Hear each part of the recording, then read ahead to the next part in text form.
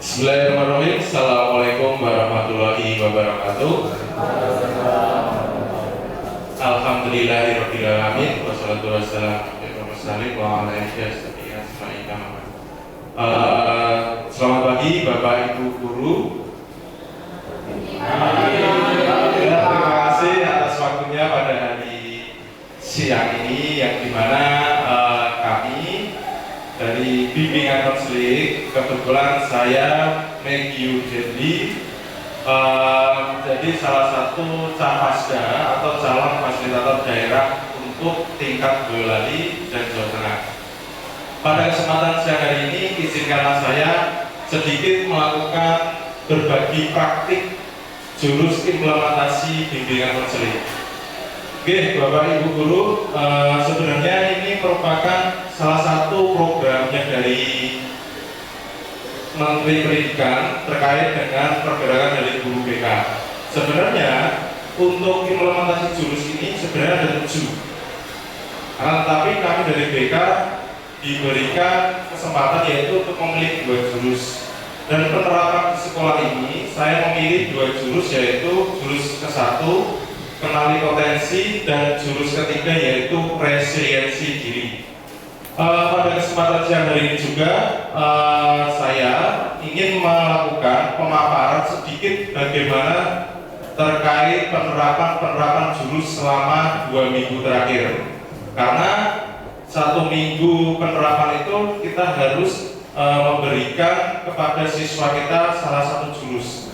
Dan di minggu pertama saya menggunakan jurus kenali potensi, dan minggu kedua yaitu jurus resiliensi diri. Dan di sini sebenarnya ini bukan materi, tetapi hanya pemaparan terkait refleksi diri selama saya melakukan penerapan itu. Jadi semoga kedepannya bisa menginspirasi Bapak Ibu. Siap ya Bapak Ibu? Oke. Oke, mari ke pengantar. Perjalanan saya dalam menerapkan implementasi ini, yang dimana saya berawal melakukan BIMTEK atau bimbingan teknis selama 4 hari di Balai Besar Guru Penggerak atau BBGP di Karanganyar. Di situ saya diberikan pengalaman belajar bukan hanya tentang teori, tapi bagaimana melatih kepekaan sebagai seorang guru dalam membantu perkembangan siswa. Dan di sini juga saya diberikan kesempatan untuk mengasah ketangguhan bagaimana dalam menerapkan pembelajaran, terutama kepada peserta didik. Kemudian, selepas BIMTEK, kami dari kebetulan kami di situ disebut sebagai murid sebenarnya. Nah, murid seperti saya ini diberikan tugas selama 2 minggu untuk menerapkan jurus yang sudah saya sebutkan di awal, jurus yang pertama sama jurus yang ketiga. Nah, selama 2 minggu itu saya dituntut untuk bisa menerapkan bagaimana implementasi secara langsung kepada siswa atau peserta didik. Dan kemudian di sini hasilnya di mana saya bisa mengenali kekuatan diri sekaligus tumbuh menjadi pribadi yang tangguh. Itu ada sedikit refleksi bagi saya pribadi selama penerapan ini. Nah, kegiatan pertama seperti ini Bapak Ibu. Ini saya menggunakan kelas 12 kreatif 2 di minggu pertama, yaitu tentang asesmen kenali potensi. Jadi saya memberikan salah satu metode yang dimana sebelum mengenali siswa lebih lanjut, saya melakukan asesmen. Asesmennya yaitu salah satunya menggunakan aplikasi atau website. Websitenya itu bisa diakses, namanya Aku Pintar. Di situ nanti akan muncul hasil semua berkenaan dengan gaya belajar, terus tipe kepribadian siswa. Jadi hal-hal kayak gitu akan membantu siswa mengenal dirinya sendiri. Kemudian setelah itu saya mengelompokkan siswa itu sesuai dengan hasil tipe gaya belajarnya. Kan gaya belajar itu ada kinestetik, auditori, visual, kayak gitu. Jadi siswa itu bergabung antar kelompoknya. Mereka mendiskusikan tentang hasil bagaimana mereka menjalankan asesmen. terus mencocokkan apakah benar aku gaya belajarnya seperti ini, apakah benar memang kalau semisal gaya belajar seperti ini tuh nggak masalah. Nah di situ akhirnya muncul sedikit sedikit diskusi. Nah salah satu kemarin yang muncul itu salah satunya ada kalimat seperti ini, Pak, semisal saya itu lebih suka praktek daripada membaca, nggak apa-apa. Nggak apa-apa, saya bilang nggak apa-apa. Karena apa? Itu termasuk gaya belajar kinestetik. Jadi siswa kita itu ada yang tipenya langsung praktek, tanpa harus diberikan pedoman seperti buku atau diberikan teori dari guru atau ceramah itu tidak. Jadi istilahnya dia langsung praktek, nanti gagal coba lagi. Itu kinestetik. Saya bilang kayak gitu. Nah hasilnya ketika siswa sudah diberikan pengarahan kayak gitu, dia akhirnya memunculkan semangat belajar dengan gayanya sendiri. Karena apa? Kita ketahui dengan tuntutan zaman yang ada, siswa itu semakin dituntut atau dikekang menyesuaikan dengan gaya belajar kita itu nggak bisa sebenarnya. Mereka punya cara sendiri. Maka dari situ, dengan implementasi ini, saya membantu siswa untuk lebih percaya diri dengan gaya belajarnya. Jadi tidak ada yang salah, asalkan ilmunya bisa menyerap ke siswa itu sendiri. Nah, selanjutnya di sini ada diskusi refleksi. Diskusi refleksi ini sebenarnya ini tes. Sebenarnya ini kemampuan dari mana saya tuh melakukan refleksi untuk pribadi saya. Lebih tepatnya, mohon maaf. Mohon maaf.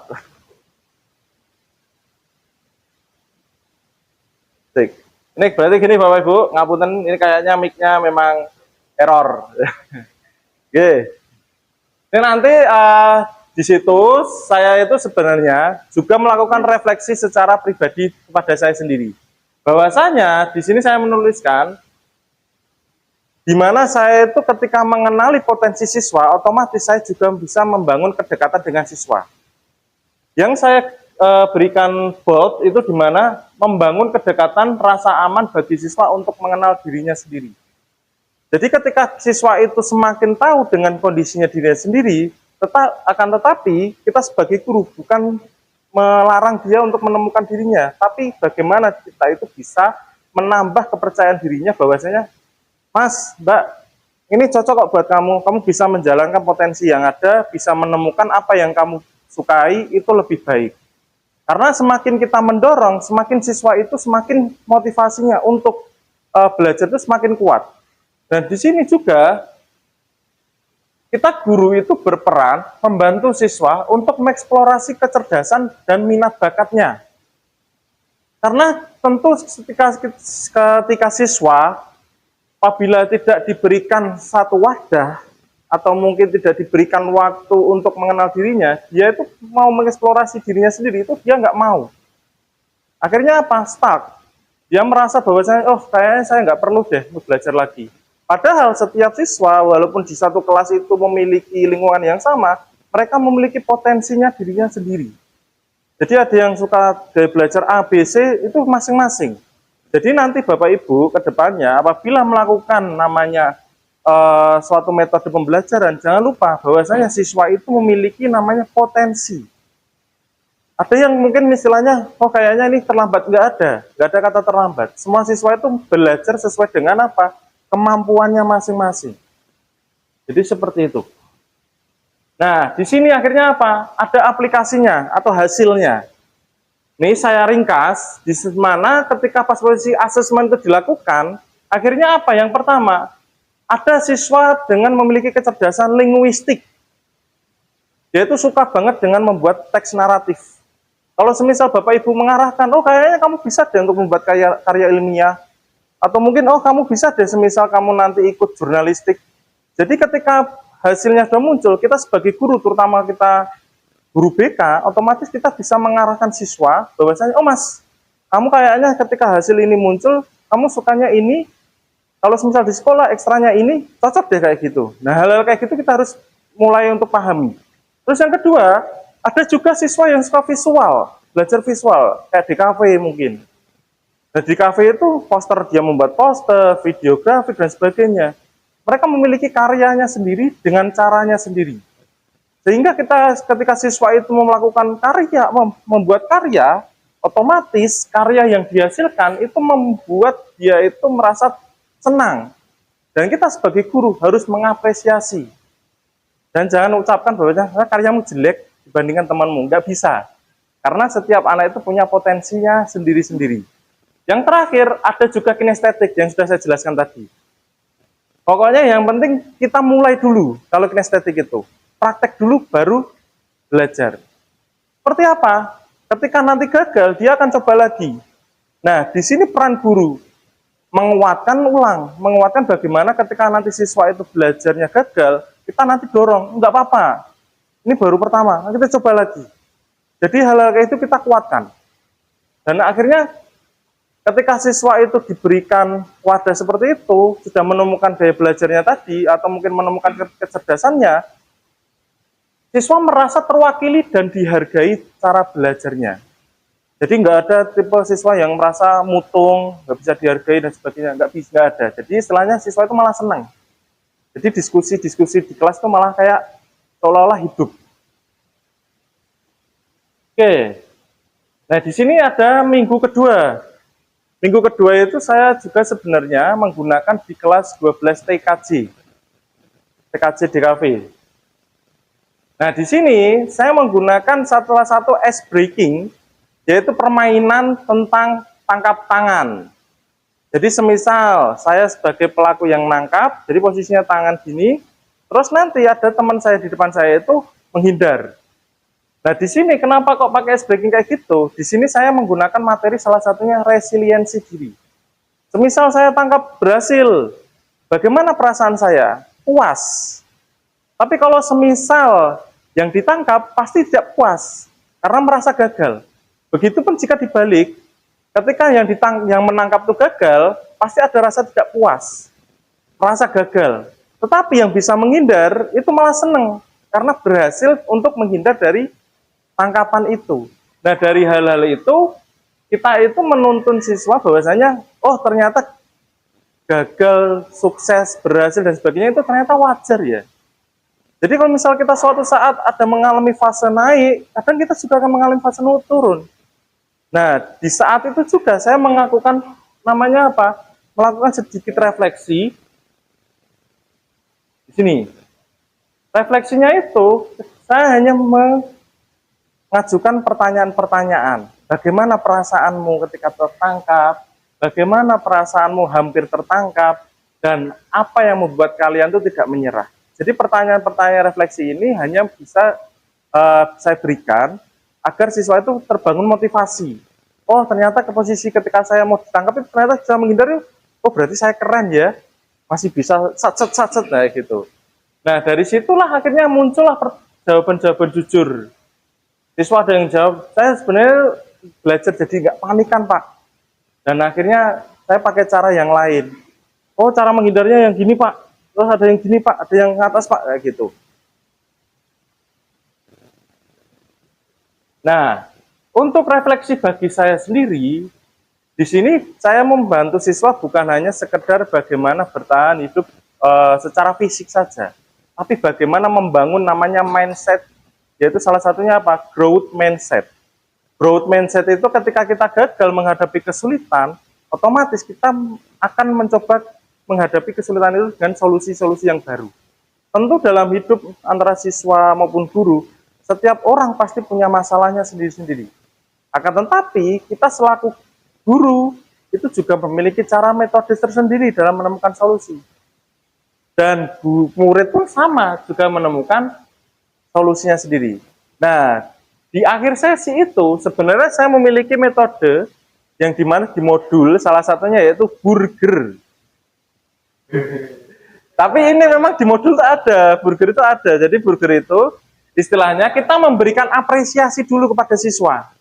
Tahapannya, kita memberikan apresiasi dulu. Apresiasi yang dimana, oh selamat ya kamu bisa berhasil menghindar dari tangkapan. Oh selamat ya kamu tuh bisa menangkap kayak gitu. Terus koreksi itu apa Pak? Oh ketika nanti dia gagal, otomatis kita melihat dulu kegagalannya gimana. Kita membantu siswa menemukan masalahnya dulu.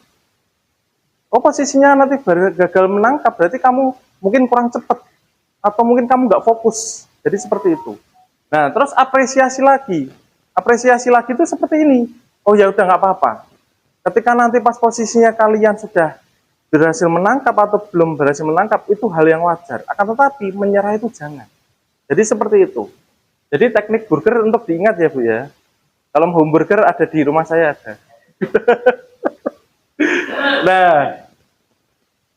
Nah, kalimatnya itu seperti itu Bapak Ibu. Bisa dilihat di bagian bawah.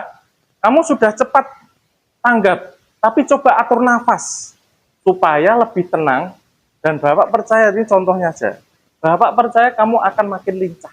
Jadi seperti itu. Nah, di sini akhirnya muncul ada namanya hasil dari kegiatan. Ketika nanti pas posisi Bapak Ibu sudah sampai pada kegiatan siswa atau pembelajaran, jangan lupa untuk memberikan waktu sedikit refleksi. Jadi melihat, contohnya ketika pas posisi di situ, kelas mau selesai, saya berikan waktu siswa untuk berefleksi dulu. Refleksinya seperti apa? Saya berikan satu kalimat dan siswa itu akan meneruskan kalimat itu. Contoh, ketika saya hampir menyerah, saya akan. Nah, siswa itu akan berpikir, mungkin ada saya akan mencoba lagi, mungkin saya tidak akan mau mencoba lagi. Jadi hal-hal kayak gitu. Terus akhirnya apa? Setelah nanti pas posisi sudah ditulis dengan kalimat positif, siswa saya berikan untuk menempel di bagian bukunya masing-masing untuk diingat. Kegagalan itu wajar, saya bilang kayak gitu. Karena apa? Dari jatuh kita tumbuh. Apabila kita nggak pernah mengalami jatuh, kita juga nggak akan belajar bagaimana kita menaik atau naik lagi. Jadi hal-hal kecil kita mulai melalui aktivitas sederhana ini bisa menumbuhkan semangat dan ketangguhan secara bersama. Oke, ini Bapak Ibu, alhamdulillah sudah penutup dari 4 hari BIMTEK dan 2 minggu saya menerapkan peserta didik, bahwasanya saya menyadari cuma 2 hal, karena memang di sini saya tuh jadi guru bukan hanya mengajari, tapi hanya juga juga memberikan pengajaran secara pribadi. Karena kalau misal kata salah satu tokoh itu bilang, ketika jadi seorang guru itu alangkah baiknya kita itu belajar bagaimana memaknai dari guru itu sendiri. Jadi hal-hal kita sebagai guru jangan hanya memerintah, tapi kadang harus kita memerintahkan diri kita bahwasanya siap gak kita jadi guru. Jadi hal-hal seperti itu kita menguatkan, memberikan afirmasi positif kepada diri kita sendiri. Nah di sini karena dari 2 materi yang sudah saya berikan, kenali potensi, saya belajar melihat siswa menjadi secara utuh. Jadi hal-hal kecil yang belum saya lihat itu, jadi saya bisa lihat, oh ternyata kamu yang dianggap sebagai anak bandel, ternyata kamu punya potensi yang bagus ya. Terus yang kedua, ada namanya bangun resiliensi, yang dimana di sini saya belajar bagaimana menanamkan ketangguhan kepada peserta didik. Dari situlah akhirnya saya meyakini bahwasanya pendidik yang sadar akan potensi dirinya dan tangguh dalam menghadapi tantangan akan menumbuhkan generasi yang berdaya. Yang berdaya itu maksudnya apa? Yang kuat. Nah, seperti itu. Oke, Bapak Ibu, mungkin itu saja. Semoga praktik ini hari ini, siang ini yang telah saya sampaikan bisa bermanfaat pada Bapak Ibu. Semoga bisa kedepannya menjadi salah satu motor, mungkin motor dalam artian jadi inspirasi, semoga bisa. Karena tentu kita sebagai guru harus ingat, guru yang mengenali kekuatannya akan menuntun dengan hati. Dan guru yang resilient akan membimbing dengan keteguhan. Jadi seperti itu. Oke, Bapak Ibu, sebelum saya tutup, apakah ada yang ditanyakan, mungkin didiskusikan? Monggo saya persilahkan.